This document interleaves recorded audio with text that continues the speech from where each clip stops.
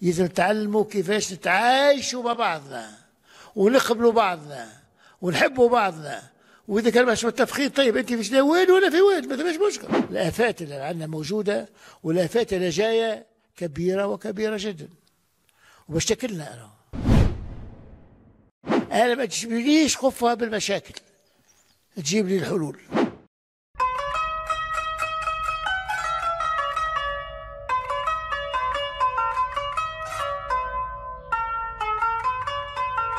في الثمانينات وقت اللي كنت وزير الاعلام وقلت بعد وما زلت نزيد نقوله وما نعتبرش نفسي نجم العيش اللي كان ما نخرج الكوتيديان تاع الصباح والشروق وكل غير ذلك.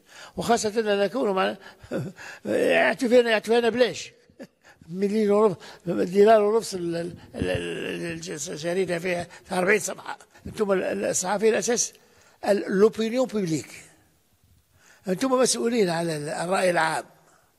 الرأي العام لازم يقرأ الصحافة في الصباح ويلزم يطلع ويلزم يتحدث ويلزم يمشي القهوة باش يتفسر يتبادل الرأي وتبدا عنده فكرة صحيحة. هكا الرأي العام هذاك يعتمد خير من 1000 حزب. الأحزاب اللي عندهم طريقة معينة ومعقول باش الأحزاب تكون موجودة كما موجودة في كل بلد، ولكن بالنسبة للرأي العام شيء أساسي.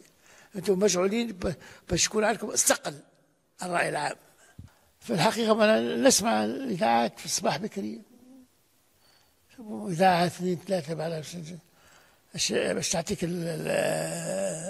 الخبر على ثم بعد تالي ما عندك شكون يجيب لك الصحافة توصلوا. الحمد لله هناك الأمور منظمة والصباح والغير توصل هوني ماضي 3 تاع الصباح ماضي 4 تاع الصباح. سي تري بيان مانيفيك.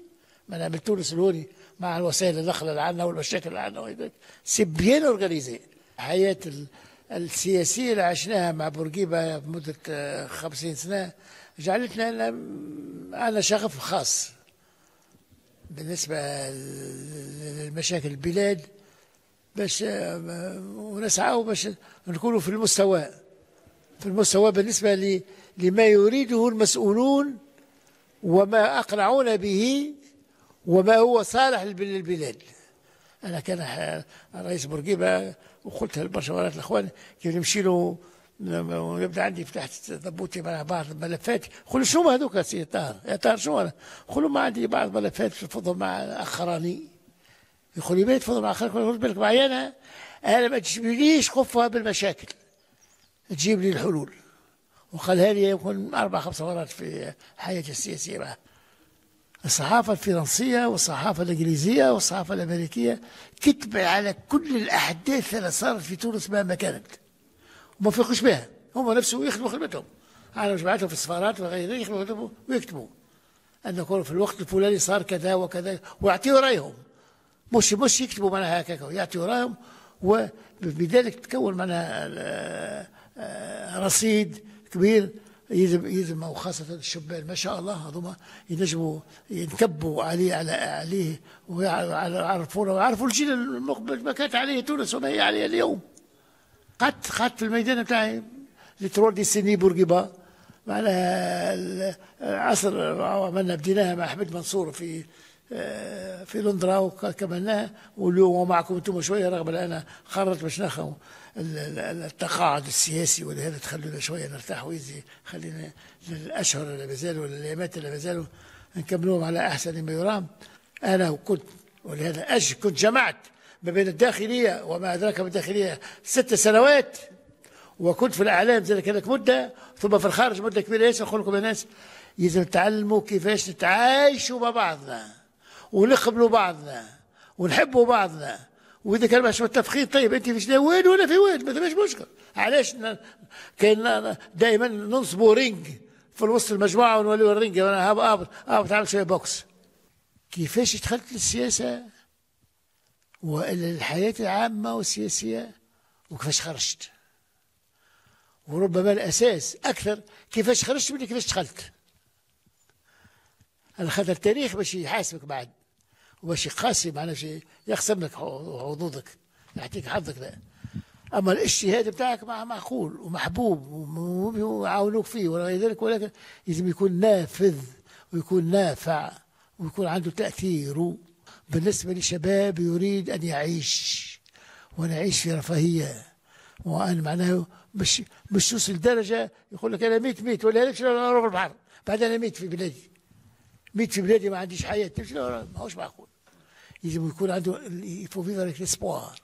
ساعدني الحظ أن أعيش حياة بورقيبة وما حوله من مسؤولين، مش وحده بورقيبة، كان قعد وحده بورقيبة كان يعمل حاجة كبيرة.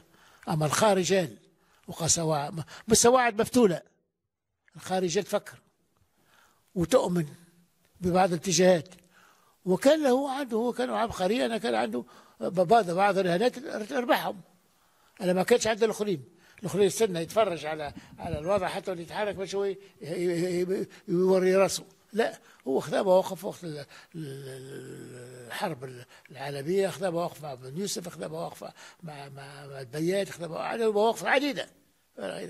ولهذا الحياة هذيك عشناها قريب منه، مش عبارة على رئيس جمهورية معنا مستبد ويعطي الأوامر ويخرج، لا يتحدث معك ويتفاهم معك ويلقنك معناه ويقنعك. الآفات اللي عندنا موجودة، والآفات اللي جاية كبيرة وكبيرة جدا، وباش تاكلنا أنا وما عندنا حتى شيء اللي كان معناش باش نعد عنده المشكل في السياسة فاش. ولا أنا لا كنت في الآن كيفاش رجعت أنا في الأمن برا، لأنه نجعل لأنه يفو بريفوار غيرير سي بريفوار. حتى بقى واحد بدنه كيف بالنسبة للمجتمع يلزمك أو تتوقع الأمور قبل ما تهبط عليك وتوحل فيها وتولد قاسي، لا أبدا. هذا الأساس هو كونه ما أقول لك لازم معنا عبقرية ولازم تكوين ولازم رجالات ولازم معناهاش في مستوى معين باش يعرفوا ينظروا الأوضاع معناها بصفة جدية وبصفة إيجابية. هذا كل كان يتعلموه.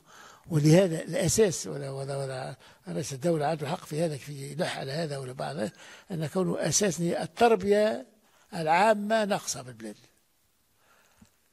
معناها أساس التطور وأساس النمو أن يكون لك معناها نظرة أولا صحيحة بعيدة، كما عمل بورقيبة عام 56 وقت عمل الأحوال الشخصية وغير ذلك، ثم معناها منهج معين، ثم ذلك تصميم كامل للوصول إلى الغايات. وهذا يتطلب وقت، ويجب نكونوا صبورين، ويجب ندخل الميدان هذا. ودائما عندنا الاسبوار ان نكونوا ما ننشأوا، وانا مش خير من ما حداش خير من الناس، والناس ما مش خير منا.